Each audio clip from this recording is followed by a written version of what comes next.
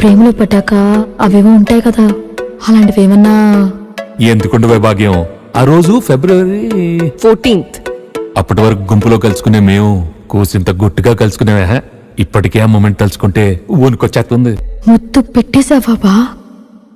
లేదే భాగ్యం, తొలి ముద్దు భాగ్యం నీకే దక్కింది. చాలే.